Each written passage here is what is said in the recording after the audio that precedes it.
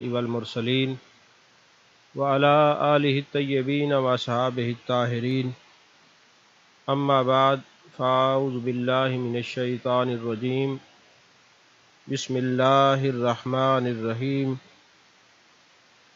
ان الذین آمنوا وعملوا الصالحات سیجعل لهم الرحمن ودا قال اللہ تبارک وتعالی فی شان حبیبہ مخبرا وآمرا ان اللہ وملائکتہ یصلون علی النبی یا ایہا الذین آمنوا صلوا علیہ وسلموا تسلیما اللہم صل علی سیدنا و مولانا محمد وعلی آل سیدنا و مولانا محمد وبارک وسلم وصلی علیہ صلاۃ و سلاما علیک یا رسول اللہ وعلی آلک و اصحابک یا حبیب اللہ۔ تمام تعریفیں اللہ تبارک و تعالیٰ کے لیے ہیں جو خالق کائنات بھی ہے، مالک شش جہات بھی، جو احد بھی ہے، صمد بھی ہے، جس کی شان لم یلد بھی ہے ولم یولد بھی۔ لا تعداد ہدیہ درود و سلام بارگاہ سید الانام، شفیع رحمت، والی امت، شاہ خوباں، جان جانا، شہنشاہ حسینہ، سید سروراں، سیاہ لامکاں، تتیمہ دوراں، سرخیل زہرہ جمالاں، رازدان ماؤہا، شاہد ماتغا، صاحب علم نشرہ، معصوم آمنہ، احمد مجتبی، حضرت محمد مصطفیٰ صلی اللہ علیہ وآلہ وصحبہ وبارک وسلم کی دربار ناز میں اپنی عقیدتوں، ارادتوں، محبتوں کا خراج پیش کرنے کے بعد آج ہم نے جس ہستی کو ہدیہ تبریک پیش کرنے کا یہ پروگرام رکھا ہے، دنیا ان کو غزالی زماں، راضی دوراں کے نام سے جانتی ہے، اور ہماری یہ خوش قسمتی اور خوش بختی ہے کہ ہر سال 25 رمضان المبارک والے دن ہم آپ کی بارگاہ عالیہ میں ہدیہ تبریک پیش بھی کرتے ہیں۔ آستانہ عالیہ قادریہ نقیبیہ فیضان شاہ ناصر رحمۃ اللہ علیہ کا ایک امتیاز یہ بھی ہے کہ یہ اپنے بزرگوں کے افکار، عادات اور خصائل کو بھولتا نہیں، بلکہ جب بھی کسی اللہ کے ولی، بہت بڑے عالم، محدث کے وصال، ولادت یا شہادت کے دن آتے ہیں تو ان کی خدمت میں ہدیہ تبریک پیش کیا جاتا ہے، لیکن حضور غزالی زماں، راضی دوراں، سیدی و سندی سید احمد سعید شاہ صاحب کاظمی قدس سرہ العزیز کا عرس مبارک، آپ کی مبارک ہر سال آستانہ عالیہ قادریہ نقیبیہ پر منعقد کی جاتی ہے۔ ویسے تو فیضان غزالی زماں ہر اس سنی پر جاری اور ساری ہے جو یا رسول اللہ کہنے والا ہے، بلکہ غزالی زماں کا فیضان ہے یہی کہ یا رسول اللہ کہنے والے قیامت تک زندہ و جاوید رہیں۔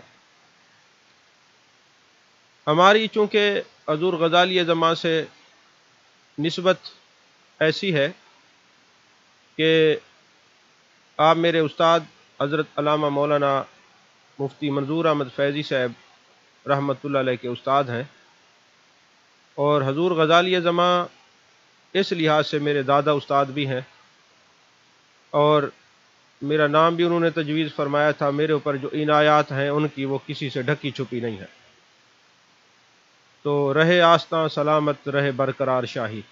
اللہ کرے حضور غزالی زماں کا مزار پر انوار اور آپ کا فیضان اسی طرح اہل اسلام کے دلوں کو مزکا اور مصفہ کرتا رہے، اور آپ کے تمام خاندان کی خیر ہو، آمین۔ تو آپ کے سامنے قرآن مجید برہان رشید کی ایک آیت پڑھنے کا شرف حاصل کیا ہے۔ اللہ تبارک و تعالی نے ارشاد فرمایا، ان الذین آمنوا وعملوا الصالحات سَيَجْعَلُ لَهُمُ الرَّحْمَنُ وُدًّا، بے شک جو ایمان لائے اور نیک عمل کیے ان کی محبتیں لوگوں کے دلوں میں بٹھا دی جاتی ہیں۔ دل ہو اور پھر سنی ہو اور پھر غزالی زماں کی محبت نہ ہو، یہ ہو نہیں سکتا۔ تو دوستو، وقت چونکہ مختصر ہے اور باتیں میں نے بہت ساری کرنی ہیں، کیونکہ یہ آپ کی یاد کا پروگرام ہے، اور ہر سال آپ کے بارے میں جو معلومات میں مقالہ دوستوں کے سامنے رکھتا ہوں، وہ پچھلے سارے پروگرام بھی سوشل میڈیا پر، یوٹیوب پر، فیس بک پر موجود ہیں۔ ہم جہاں آپ کی کرامتوں کو بیان کریں گے، وہاں آپ کی علمی خدمات بھی بیان کی جائیں گی۔ حضور غزالی زماں رازی دوراں سیدی و سندی سید احمد سعید شاہ صاحب کاظمی رحمۃ اللہ علیہ، آپ کی کنیت ابو النجم ہے، لقب غزالی زماں رازی دوراں اور امام اہل سنت ہے۔ آپ کی ولادت باسعادت 4 ربیع الثانی 1331 ہجری 13 مارچ 1913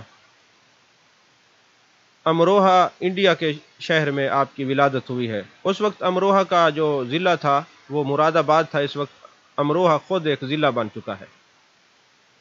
تو آج میں جب تیاری کر رہا تھا تو مجھے ہاشمی میاں دامت برکاتہم العالیہ کی بات یاد آئی کہ 13 مارچ 1913 جب یہ 7 سالہ غزالی زماں کانفرنس ہوئی تو ہاشمی میاں تشریف لائے، تو انہوں نے ایک خطیبانہ جملہ کہا جو خطیبانہ بھی ہے اور دل کو لگنے والا بھی ہے۔ انہوں نے فرمایا کہ جب آپ دنیا میں تشریف لائے تو اس دن تاریخ بھی 13 تھی اور 1913 بھی تھا، اور 13 کب شروع ہوتا ہے؟ پہلے سے 12 ہے اور اس سے پہلے 11 ہے۔ اللہ نے فرمایا 11ویں والے یہ 13، اے 12ویں والے یہ 13، اے سنیو یہ 13۔ تو یہ 13 تاریخ میں جو ہے نا، ان کا ایک خطیبانہ جملہ تھا، بڑا دل نشین تھا، تو میں نے کہا چلیں آپ سے شیئر کر لوں، اچھی بات شیئر کر لینی چاہیے۔ اور آپ کا جو وصال با کمال ہے وہ 25 رمضان المبارک 1406 ہجری 4 جون 1986 بروز بدھ، آج بدھ ہے، 25 رمضان المبارک، اس دن بھی بدھ تھا، آج بھی بدھ ہے۔ اچھا، آپ کو میں پہلے بھی عرض کرتا رہتا ہوں کہ غزالی زماں رازی دوراں، یہ لقب آپ کو کس نے دیا؟ محدث اعظم وحید العصر قدوۃ العلماء حضرت سید محمد محدث کچھوچوی، آپ غوث پاک کی اولاد ہیں اور اعلیٰ حضرت کے خلیفہ ہیں، اور آپ ہزاروں جید علماء اور شیوخ الحدیث کے سامنے آپ نے ایک جلسے میں آپ کو غزالی زماں رازی دوراں کہا۔ ایک سید آل رسول غوث پاک کی اولاد اعلیٰ حضرت کے خلیفہ کے منہ سے یہ نکلنا تھا۔ اب کوئی سید احمد سعید شاہ صاحب کاظمی رحمۃ اللہ علیہ کہے نہ کہے، غزالی زماں ہی کہہ دے تو پتہ چل جاتا ہے کس کا نام ہے۔ اور یقین فرمائیں، یہ حضرت غزالی زماں کا یہ تغلب ہے، یہ آپ کی کرامت ہے کہ بڑے بڑے لوگوں نے اس کو لقب کو چرانے کی کوشش کی ہے، لیکن یہ لقب اپنے ساتھ لگا کے یا لگوا کے یا شاگردوں کے سامنے یہ کہلوا کر یہ لگتا ہے کہ یہ غزالی زماں کا لقب چوری کیا ہے۔ اگر ان الفاظوں کا حسن دیکھنا ہو تو غزالی زماں کے دامن میں یہ الفاظ اور حسین ہو جاتے ہیں، اور حسین ہو جاتے ہیں۔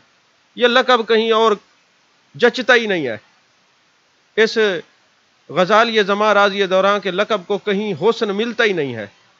تو جن کے ایک حسین سید زادے جو حضرت امام موسیٰ کاظم کی اولاد سے ہیں، جو میرے آقا کریم صلی اللہ علیہ وسلم کی اولاد ہیں، حسبی نسبی سید ہیں، تو یہ ان کے دامن سے جا کے بڑا حسین ہو جاتا ہے، اور اتنا حسین ہے کہ اب کوئی تیار ہوں غزالی زماں رازی دوراں کہہ دے تو فوراً دماغ چلا جاتا ہے یہ حضور سید احمد سعید شاہ صاحب کاظمی رحمۃ اللہ علیہ کا نام ہے اور کوئی نہیں۔ عزیزان محترم، امام اہل سنت غزالی زماں رازی دوراں سید احمد سعید شاہ صاحب کاظمی قدس سرہ العزیز ایسی نادر روزگار ہستیاں صدیوں کے بعد عالم رنگ و بو میں جلوہ گر ہوتی ہیں اور رہتی دنیا تک اپنے آثار اور یادیں چھوڑ جاتی ہیں۔ اور عام طور پر ایسا ہوتا ہے کہ تدریس، تصنیف، خطابت اور مقام فقر، درویشی یہ کسی ایک شخصیت کے اندر جمع نہیں ہوتے۔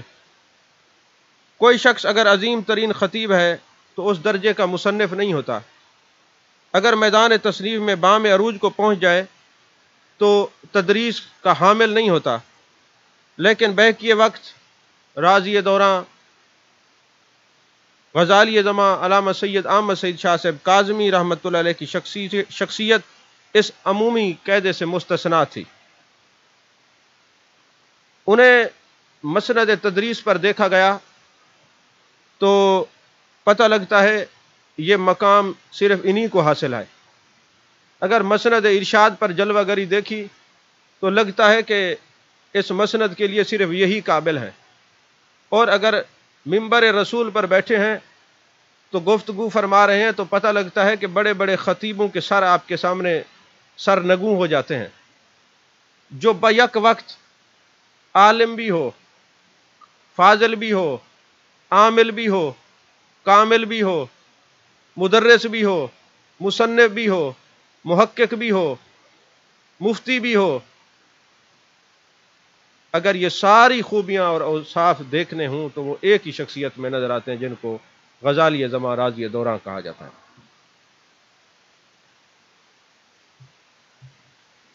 آپ کا جو میں نے عرض کیا کہ سلسلہ نسب ہے وہ حضرت امام موسیٰ کاظم رضی اللہ تعالیٰ عنہ تک پہنچتا ہے۔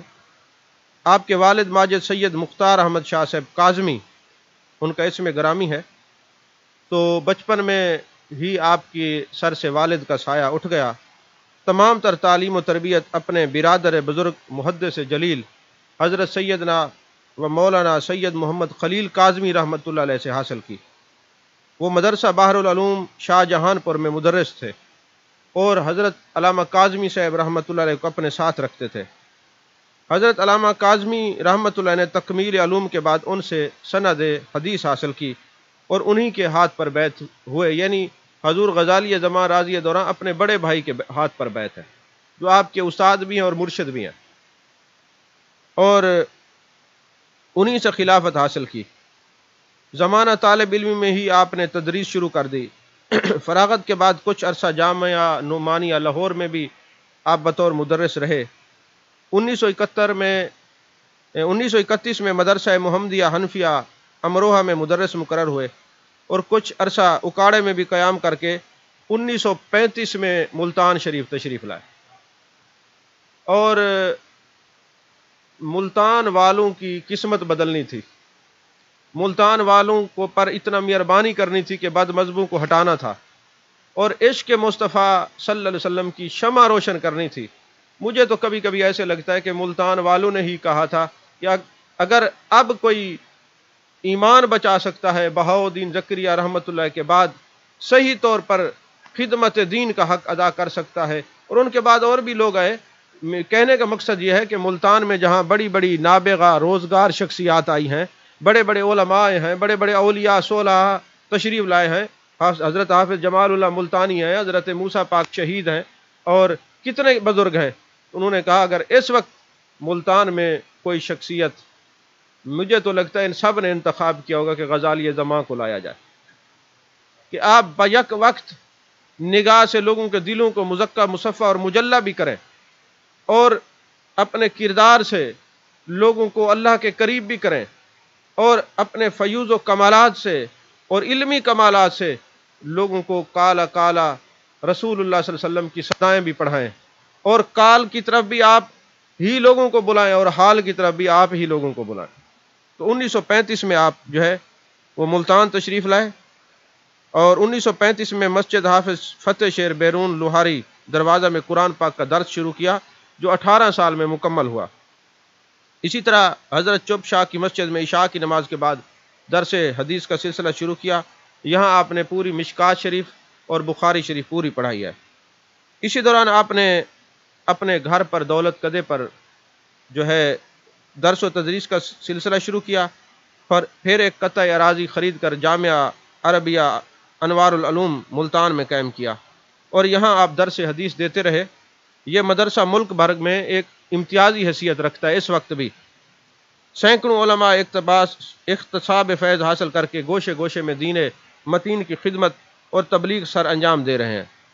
تو ایوب خان کے دور میں محکمہ اوقاف نے جامعہ اسلامیہ بہاولپور کو اسلامی یونیورسٹی کا درجہ دیا، تو آپ کو دعوت دی گئی کہ آپ مسند حدیث پر بطور شیخ الحدیث زینت بخشیں۔ تو چنانچہ 1963 سے لے کر 1974 تک آپ بصد شان و شوکت اس منصب پر رفیع اور فیض رہے۔ ہمارے علماء کی زبان میں تو شیخ الحدیث کہتے ہیں، اور دوسرے دیکھا جائے تو ہیڈ آف ڈپارٹمنٹ تھے، آپ ڈین تھے اس شعبے کے، ہیڈ آف ڈپارٹمنٹ تھے، یعنی حدیث پاک کے شعبے کے۔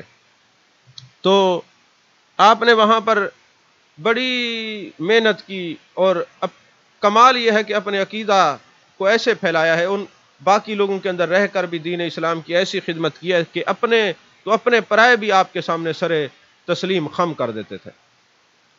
تو آپ کا جو خطابت کا انداز تھا وہ منفرد تھا، منفرد اس طرح تھا کہ آپ کسی موضوع پر گفتگو فرماتے تو اتنا محققانہ اور ایسے عقلی اور نقلی دلائل سے آپ گفتگو مزین ہوتی کہ آپ جو ہے وہ دلائل کے انبار لگا دیتے تھے، اور نبی کریم صلی اللہ علیہ وسلم کی محبت اور عقیدت میں ڈوبی ہوئی گفتگو فرماتے تھے، اور آپ کے سامعین میں ہزاروں کا لاکھوں کا اجتماع ہوتا، تو جب آپ گفتگو فرماتے محبت رسول صلی اللہ علیہ وسلم پر، عظمت رسول صلی اللہ علیہ وسلم پر، شان رسول صلی اللہ علیہ وسلم پر، ناموس رسالت صلی اللہ علیہ وسلم پر، تو جب بھی آپ کلام کرتے تو سامعین پر ایک کیفیت طاری ہو جاتی، کئیوں کو محبوب کا دیدار بھی ہوتا تھا، لوگوں کی آنکھیں اشک بار ہوتی، اور ایسے لگتا تھا کہ جیسے آپ مدینے والے سے علم اور حسن کی خیرات لے کر لوگوں کے دلوں کے اندر ایسے ڈال رہے ہیں اپنی نگاہ کے ساتھ کہ لوگوں کے سینوں کو مدینہ بنا رہے ہیں۔ ایک مرتبہ جامعہ نعمانیہ لاہور میں مدرس تھے، تو لاہور والوں نے آپ کا پروگرام رکھا محفل میلاد کے اندر، تو عظیم و شان جلسے کا اہتمام ہوا، اور اتفاق یہ دیکھیں کہ صدارت جو تھی علامہ اقبال صاحب کی تھی، علامہ اقبال رحمۃ اللہ علیہ۔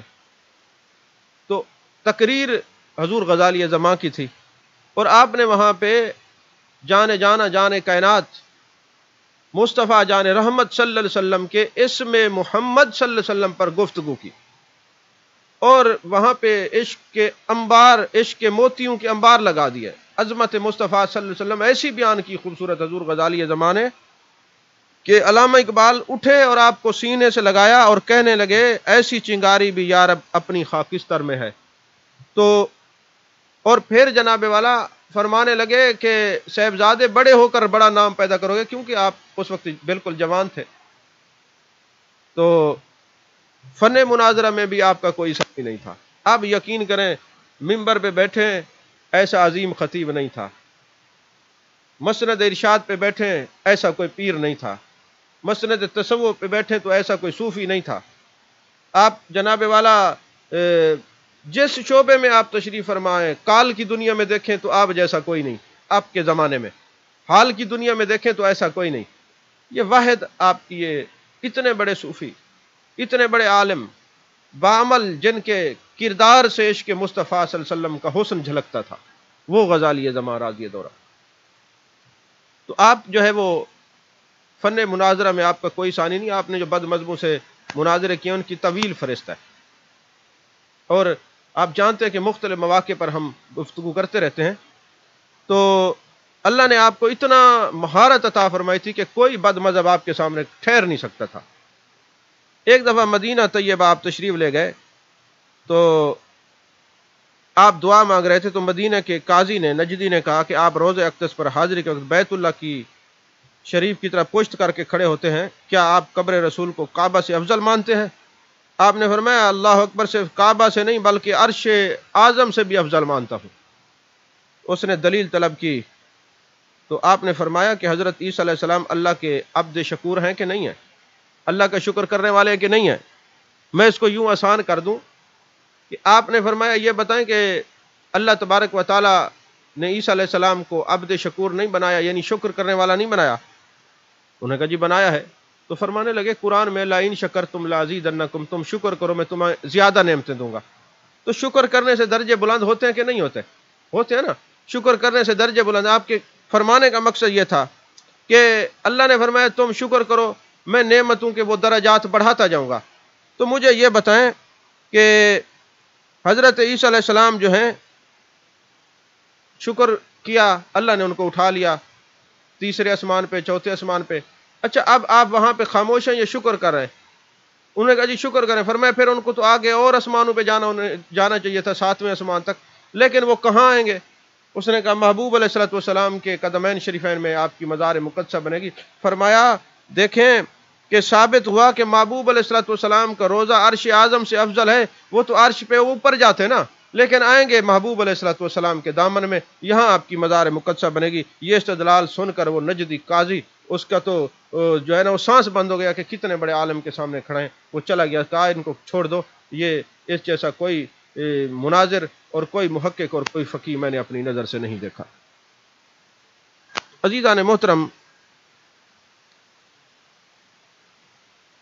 جناب آپ نے جتنا دین پر خدمات آپ کی ہیں نا، آپ کو دیکھا جائے تو آپ مفسر کیسے ہیں، آپ مناظر کیسے ہیں، آپ عالم کیسے ہیں، اور ایک ایک جو ہے نا آپ کی عظمت اور شان کے اوپر جو ہے نا بحث کریں تو کافی جو ہے وہ وقت درکار ہے. ایک مرتبہ ایسا ہوا، اب چونکہ وقت مختصر ہے، میں کی باتوں کا جو معنی اور مفاہیم ہے وہ اسرار و رموز کو مختصر عرض کروں.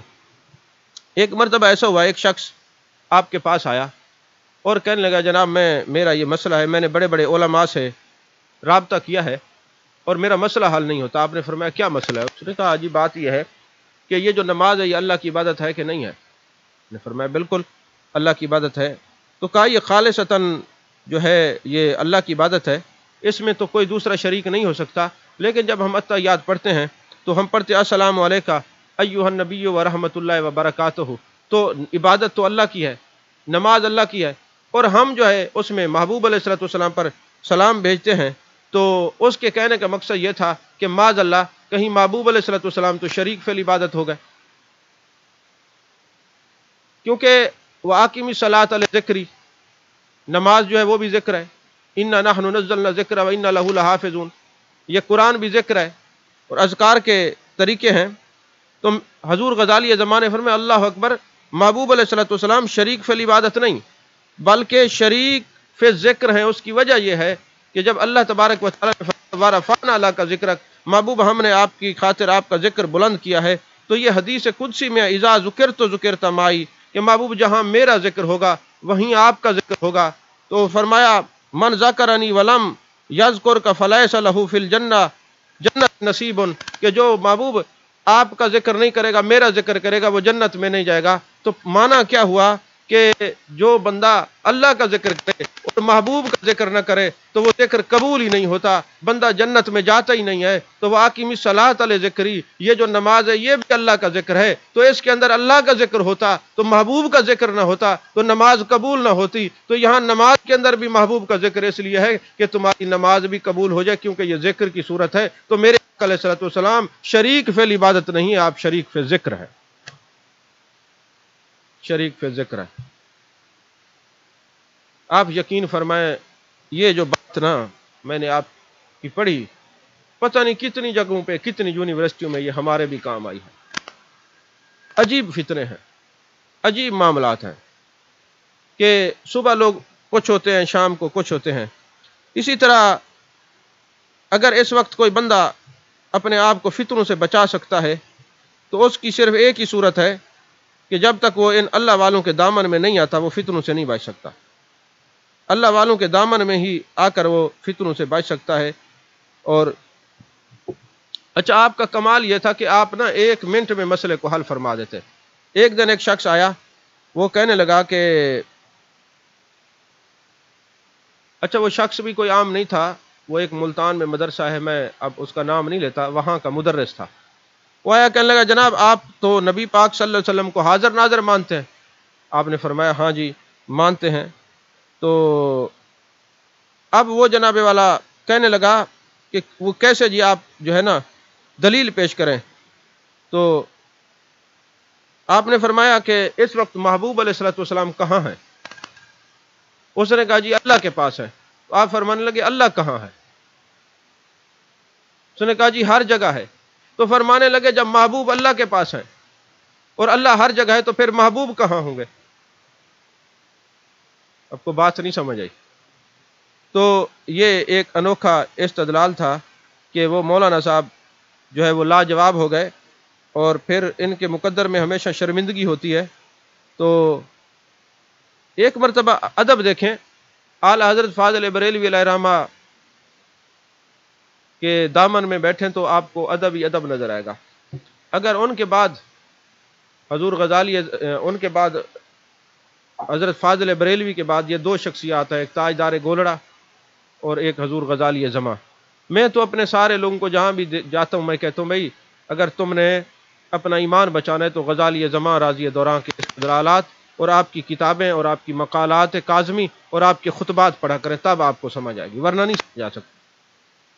جیسے انما یخش اللہ من عبادہ العلماء، سب نے یہ لکھا کہ جی علماء اللہ سے ڈرتے ہیں، تو پھر علماء ڈرتے، باقی کوئی نہیں ڈرتا، لیکن آپ نے کیا خوبصورت ترجمہ کیا، فرمایا انما یخش اللہ من عبادہ العلماء، بے شک علماء اللہ ہی سے ڈرتے ہیں۔ کیا سبحان اللہ، خیر الکلام ما قل ودل، ایسی گفتگو۔ تو اعلیٰ حضرت فاضل بریلوی علیہ رحمہ کے پاس نا ایک شخص ہے، اس نے کہا حضور میں نے یہ نا خواب دیکھا ہے کہ محبوب علیہ الصلوۃ والسلام کے کرتے کے اوپر مٹی لگی ہوئی، اگر کوئی سمجھانے کی نیت سے کرے تو یہ اور بات ہے، اگر کوئی اسی طرح بیان کر دے کہ معاذ اللہ مٹی لگی ہوئی ہے نا، تو فقہاء نے بڑی گرفت فرمائی ہے۔ تو حضور میں عالم ہوں، میں نے یہ خواب دیکھا ہے، لیکن میں اس کو بیان کیسے کروں؟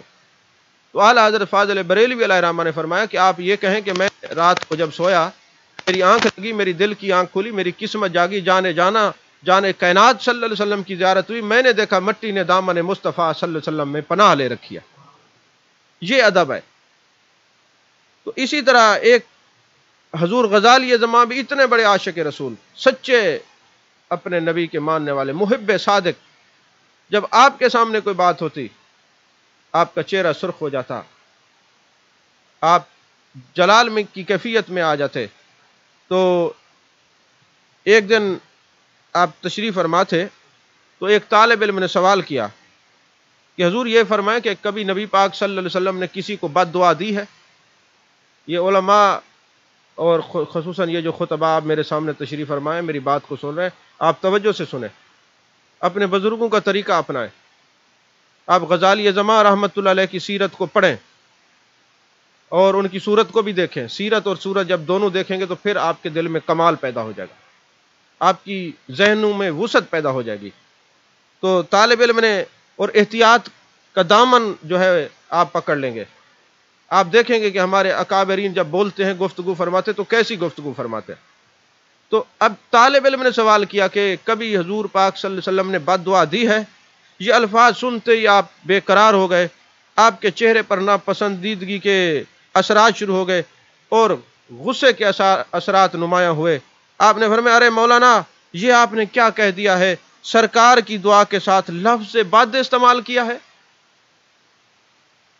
احتیاط دیکھیں، کمال دیکھیں، دور رس نگاہ دیکھیں۔ فرمایا کہ تم نے محبوب علیہ الصلوۃ والسلام کے دعا کے ساتھ لفظ بد استعمال کر دیا ہے، تو حالانکہ آپ صلی اللہ علیہ وسلم کی بارگاہ میں الفاظ کے استعمال میں احتیاط کا حکم اللہ نے دیا ہے۔ یا ایھا الذین آمنوا لا تقولوا رائنا وقولوا انظرنا، اس کے علاوہ اور بھی ہے، کئی آیات بینات ہیں۔ تو لہٰذا آئندہ کبھی اس قسم کا الفاظ استعمال نہ کریں، اگر بات کرنی ہو تو لفظ بد استعمال نہیں کرتے۔ آپ یہ کہہ سکتے ہیں کہ دعائے ضرر، کبھی جو ہے آپ دعائے ضرر تو کہہ سکتے ہیں، لیکن حضور کی دعا کے ساتھ لفظ بد استعمال نہیں کر سکتے۔ نہیں سمجھ آئی بات آپ؟ عشق والوں کی دنیا اور ہے، عشق والوں کے جو ہیں وہ نظریات اور ہیں، عشق والوں کے جو ہے وہ تقاضے اور ہیں۔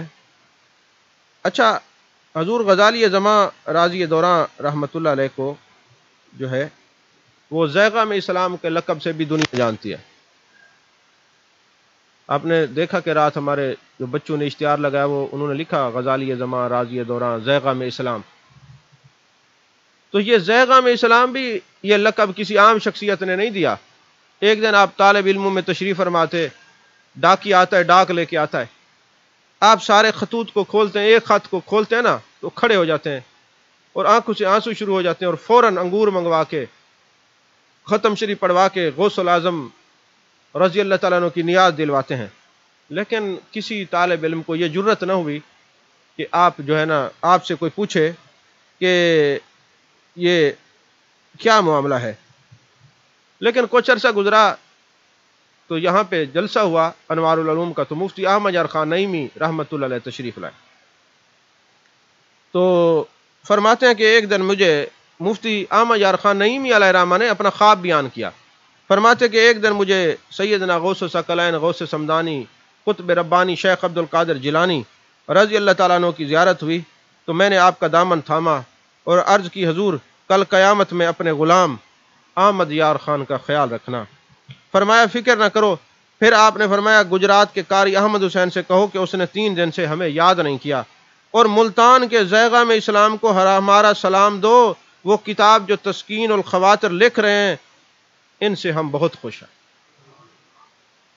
تو مفتی احمد یار خان نعیمی فرماتے میری آنکھ کھل گئی، باقی رات تہجد اور شکر گزاری میں بسر کی۔ صبح نماز فجر کے بعد وہ جو علامہ صاحب نظر آئے تھے ان کے پاس گیا تو ان کو یہ بات بتائی، تو وہ رونے لگے اور کہنے لگے آج 3 دن ہو گئے مجھ سے قصیدہ غوثیہ نہیں پڑھا گیا، ناغہ ہو گیا، واللہ اب کبھی ناغہ نہیں کروں گا۔ پھر ملتان میں حضرت علامہ کاظمی صاحب کو خط لکھا کہ ملتان میں زیغام اسلام کون ہے، تو معلوم ہوا کہ حضرت علامہ کاظمی صاحب تسکین الخواطر تصنیف فرما رہے ہیں۔ تو حضرت غوث اعظم رضی اللہ تعالیٰ عنہ کا اشارہ آپ ہی کی طرف تھا، اور حضرت غوث ثقلین غوث سمدانی شیخ عبد القادر جیلانی رضی اللہ تعالیٰ عنہ نے ہمارے غزالی زماں راضی دوران کو زیغام اسلام کا لقب دیا اور سلام بھیجے۔ تو جس جلسے میں مفتی احمد یار خان نعیمی رحمۃ اللہ علیہ جو ہے یہ بیان فرما رہے تھے، اسی جلسے میں حضرت موسیٰ پاک شہید رحمۃ اللہ علیہ کے سجادہ نشین مخدوم سید شوکت حسین گیلانی رحمۃ اللہ علیہ بھی تشریف فرما تھے۔ آپ اٹھے تو حضور غزالی زماں کو گلے لگایا، پیشانی کو بوسہ دیا اور اپنے ہاتھ سے دستار باندھی، اور یہ بڑا رکت امیز منظر تھا کہ جس وقت زیغام اسلام کا لقب جو ہے غوث اعظم غوث ثقلین قطب ربانی قندیل نورانی حضرت شیخ عبد القادر جیلانی عطا فرما رہے ہیں۔ اب دیکھیں ہمارے غزالی زماں کا مقام دیکھیں، رہتے ملتان میں ہیں اور حضرت غوث اعظم بغداد سے سلام بھی بھیج رہے ہیں اور زیغام اسلام کا لقب بھی عطا فرما رہے ہیں۔ عزیزان محترم، آپ کی جو ہے کرامات اتنی ہیں، بے شمار کرامات ہیں، لیکن میں یہ چاہتا ہوں کہ آپ کا جو ہے کرامات کے ساتھ ساتھ زیادہ تر آپ کی جو گفتگو ہے وہ علمی طور پہ زیادہ بیان کی جائے۔ ایک کرامت میں چلیں لگے ہاتھوں بیان کر دیتا ہوں۔ ایک مرتبہ ایسا ہوا کہ ایک بندہ آیا آپ کے پاس اور کہنے لگا حضور میرا بچہ نابینا ہے، دعا فرما دیں۔ آپ نے اس کے سر پہ ہاتھ رکھا اور دعا فرمائی تو اللہ نے اس کو آنکھیں عطا فرما دی، اور ساتھ یا کسی کو بتانا نہیں ہے۔ آپ چاہیں تو خانپور کے جلسے میں ہزاروں لوگوں کو سینکڑوں لوگوں کو ہزاروں لوگوں کو زیارت بھی کروا سکتے ہیں محبوب علیہ السلام، اور عاجزی کا پیکر ہے۔ تو اس کی آنکھیں سلامت ہوگی، بہر جا کے اس نے اعلان کر دیا، بینائی پھر چلی گئی۔ اب آپ تقریر کرنے کے لیے ممبر پہ تشریف فرمایا، بندہ دوبارہ آیا، حضور مہربانی کریں۔ آپ نے پھر دوبارہ ہاتھ رکھا، دعا فرمائی تو بینائی واپس آ گئی۔ فرمایا آپ جس کو دل کرے بتاتا رہے۔ تو اللہ کرے ہم جیسے آج حضور غزالی زماں کا ذکر کر رہے ہیں نا، آنکھوں میں تو نور ہے، اللہ کرے دل میں بھی نور پیدا ہو جائے، کیونکہ آنکھوں کا اندھا اتنا خطرناک نہیں ہوتا جتنے دل کے اندھے خطرناک ہوتا ہے۔ عزیزان محترم، ایک مرتبہ ایسا ہوا کہ آپ خود فرماتے ہیں کہ عمر جو ہے 16-17 سال تھی، ابھی میں تازہ پڑھ کے فارغ ہوا تھا، تو ایک جلسے میں آپ تشریف لے گئے۔ تو جب آپ فرماتے ہیں میں تقریر کرنے لگا نا، تو ایک پرچے کے اوپر نا ایک سوال لکھا ہوا آ گیا، اور صاف ستھرا خط تھا، خوبصورت تحریر تھی۔ تو وہ جو جس نے خط لکھا تھا، وہ پرچی لکھی تھی، وہ ایک ہندو طالبہ تھی، تو بی اے کی اسٹوڈنٹ تھی۔ سوال یہ تھا کہ آپ سے پہلے اس جلسے میں ایک مولانا صاحب نے عرب کی تہذیب و تمدن پر جو ہے نا گفتگو کی ہے، تو بڑے مہذب لوگ تھے عرب کے، تو ان میں سخاوت تو اس قدر انتہا کو پہنچی تھی کہ عرب کے علاوہ دوسرے قوموں میں اس کی نظیر نہیں ملتی۔ چنانچہ انہوں نے اس سلسلے میں قبیلہ بنی طائع کے سردار حاتم طائی کا واقعہ بیان کیا ہے کہ حاتم طائی اتنا بڑا سخی تھا کہ اس نے ایک مکان تیار کرایا، اس کے 8 دروازے بنائے، اور اس مکان کے درمیان میں وہ مال و دولت لے کر بیٹھ جاتا اور اعلان کرتا تھا کہ جس دروازے سے بھی سائل آئیں، جو چاہے مانگے ہم ان کو دیں گے۔ ایک دن دروازے سے سائل آیا، اس نے مانگا، حاتم نے دے دیا۔ پھر وہی سائل دوسرے دروازے پہ آیا، حاتم نے دے دیا۔ تیسرے پہ آیا، حاتم طائی نے دے دیا۔ چوتھے پہ آیا، دے دیا۔ 5ویں، 6ٹھے، 7ویں، 8ویں دروازے پر آیا تو دے دیا۔ تو 8ویں دروازے سے وہ سائل آیا، تب بھی دے دیا، حالانکہ وہ جانتا تھا کہ سائل کئی بار لے چکا ہے، مگر دیتا رہا، اس لیے کہ سخی کا کام دینا ہے، یہ اس کی سخاوت کی بیان ہے۔ یہ واقعہ اسی جلسے میں ایک مولانا بیان کر چکے تھے۔ اس واقعے پر میرا مسلمانوں سے ایک سوال ہے، اس کا جواب دیں کہ اگر یہ جواب دیں یا نہ دیں یہ آپ کی مرضی، لیکن یہ میرا سوال صاحب کے سامنے پڑھ کے سنایا جائے۔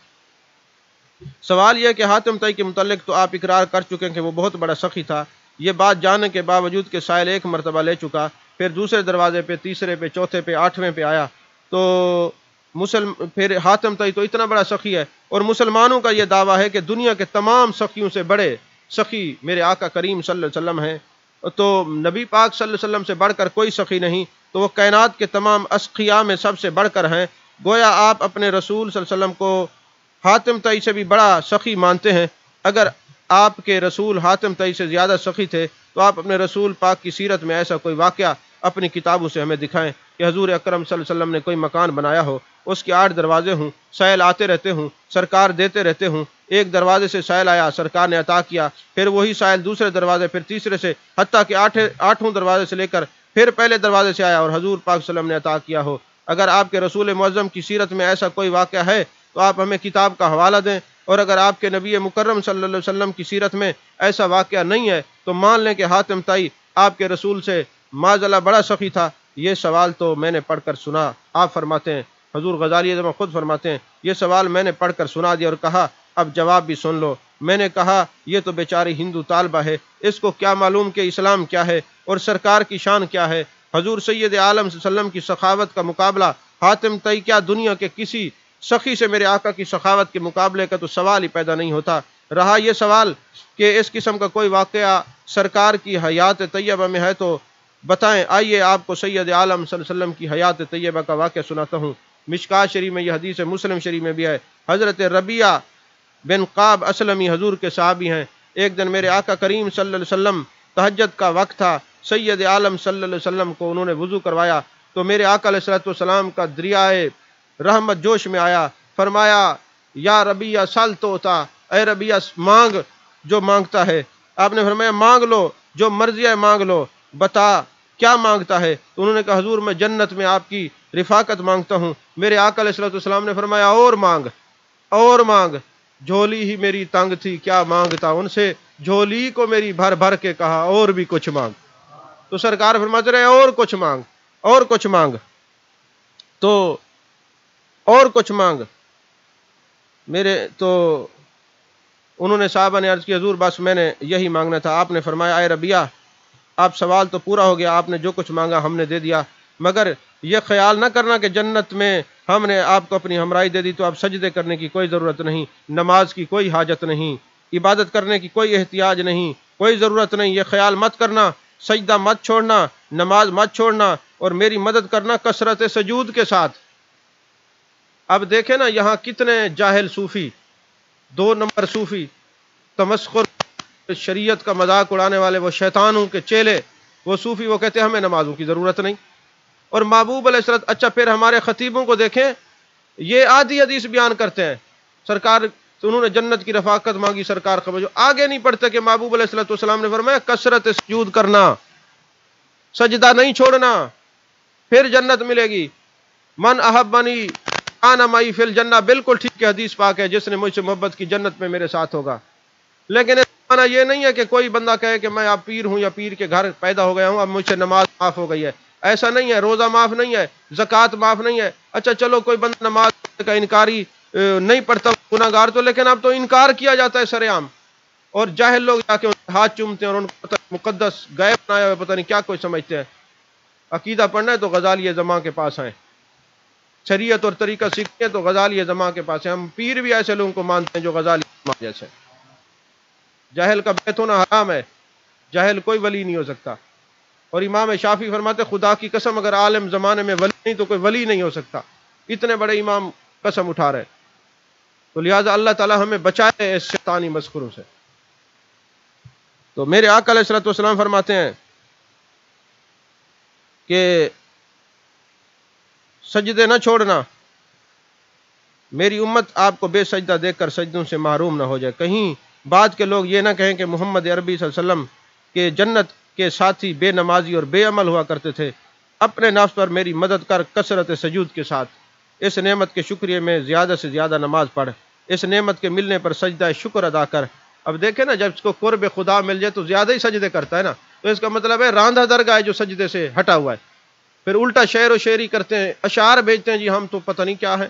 بھئی تمہیں تمہاری فقیری اپنے پاس رکھو، ہم نہ تمہیں مانتے نہ تمہاری فقیری کو. ہم تو وہ مانتے ہیں جو نبی پاک صلی اللہ علیہ وسلم کے غلام ہیں. اور اللہ نے فرمایا قل ان کنتم تحبون اللہ فاتبعونی یحببکم اللہ. اور اتباع مصطفیٰ سے اللہ محبوب بناتا ہے. اتباع کو چھوڑ کے کوئی اللہ کا محبوب نہیں بن سکتا. اللہ اکبر، اللہ اکبر.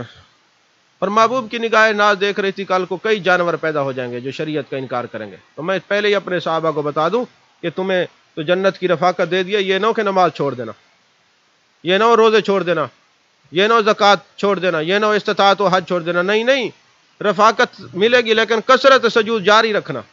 الٹا نعمت کے شکرانے پر سجدے کرنا کہ کتنا کرم ہو گیا ہے، محبوب کی معیت نصیب ہو گئی ہے. عزیزان محترم،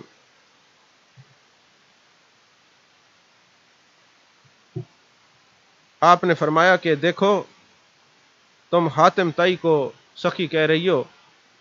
حاتم ایک مرتبہ سائل کو دیتا ہے، وہ سائل دوبارہ آتا ہے، پھر دیتا ہے، پھر آتا ہے. اگر اس کی تمنا پہلے ہی پوری ہو گئی تو دوبارہ آ کیوں رہا ہے؟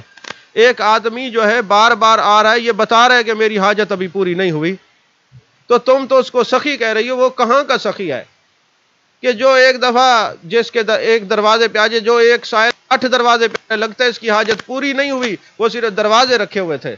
سخاوت تو یہ ہے کہ جس کو سخی دیتا ہے پھر کسی سے مانگنے کی ضرورت ہی نہیں پڑتی.